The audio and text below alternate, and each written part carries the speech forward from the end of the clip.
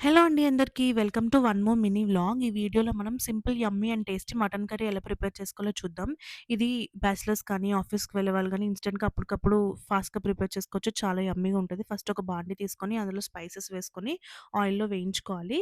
ఇవి వేగిన తర్వాత సన్నగా చాప్ చేసుకున్న ఆనియన్, పచ్చిమిర్చి వేసుకొని కొంచెం సాల్ట్ వేసుకొని వేయించుకుంటే మనకి ఆనియన్స్ జ్యూసీ అండ్ సాఫ్ట్‌గా కుక్ అవుతాయి. ఇది మూత పెట్టుకొని మగ్గుతుండగా మనం ఒక కుక్కర్‌లో పసుపు, ఉప్పు, కారం వేసుకొని మటన్‌ని 5, 6 విజిల్స్ రానిచ్చుకోవాలి. అంటే బోన్స్ ఉన్నాయి కాబట్టి నేను ఇంకో 2 విజిల్స్ ఎక్స్‌ట్రా పెట్టుకున్నాను.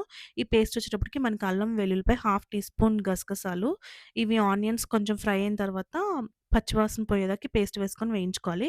తర్వాత నేను హాఫ్ కేజీ మటన్‌కి 3 మీడియం సైజ్ టొమాటోస్ తీసుకున్నానండి.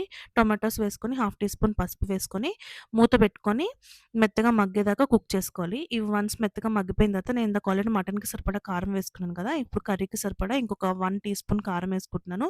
మీరు కారం ఎక్కువ తినాలనుకుంటే ఇంకో హాఫ్ టీ స్పూన్ ఏసుకోవచ్చు. కారం వేసుకొని ఒకసారి తిప్పేసుకొని ఇందాక మనం ఉడకబెట్టుకున్న మటన్ ఉంది కదా! అది వాటర్‌తో సహా ఇందులో వేసేసుకోవాలి.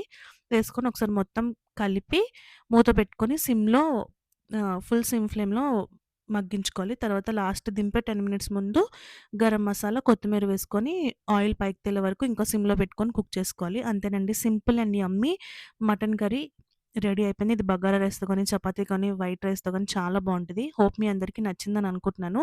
Please do subscribe to my channel and like the video. Thank you so much for the support.